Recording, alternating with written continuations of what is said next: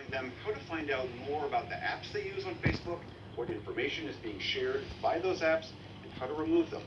We're going to hear from a critical voice about all of this in a moment, but first, Hari Srinivasan reminds us about what's happened up to now and what's at stake. In 1994, it was big tobacco CEOs in front of Congress. In 2010, it was big oil CEOs answering questions after the BP Gulf oil spill. In 2011, the CEOs of major banks were at the tables. But that will change for a big player of the tech sector this week, when Facebook CEO and founder Mark Zuckerberg testifies before lawmakers on Capitol Hill tomorrow and Wednesday.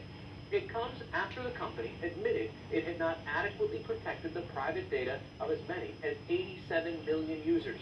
In fact, Facebook says that information was improperly sold to a political consulting firm, Cambridge Analytica. Then, in turn, the data was eventually used by candidate Donald Trump. Cambridge Analytica says its key to success is the use of psychographics, breaking people down based on their personality traits and attitudes.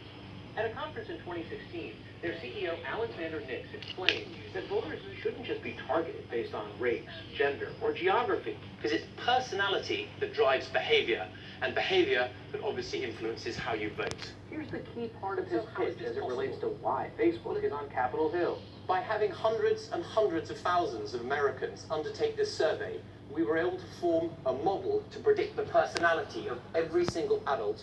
You might not remember taking that survey, but about 270,000 people downloaded a Facebook app and took a personality quiz called This Is Your Digital Life. The terms of that app also allowed it to download the information of all the survey takers' friends, which meant the information of as many as 87 million people could have been harvested. Here's Alexander Nix again with an example of how psychographic targeting works when crafting gun rights messages. For a highly neurotic and conscientious audience, you're going to need a message that is rational and fear-based or emotionally based.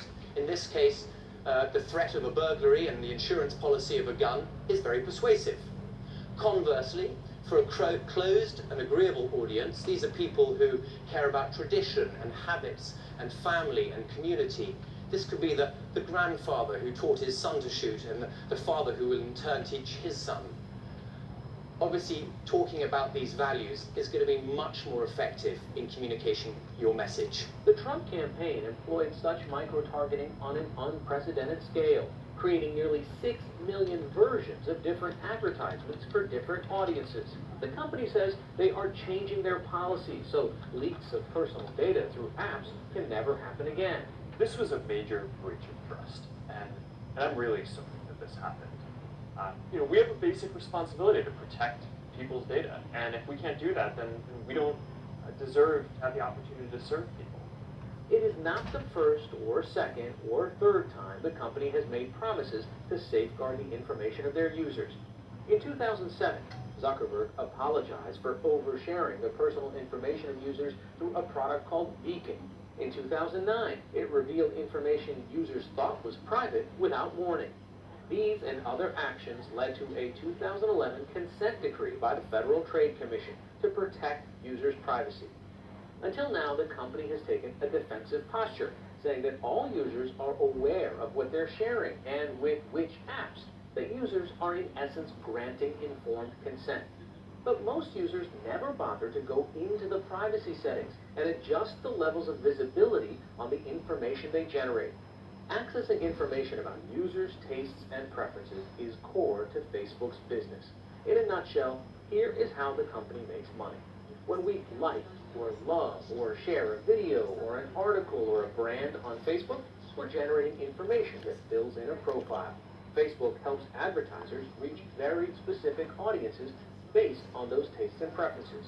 While Facebook users may go online to share information with their family and friends, the data they generate, and in turn the advertisers who target based on that data, is what helped the company earn $40 billion in revenue just last year and has the company valued at nearly $500 billion.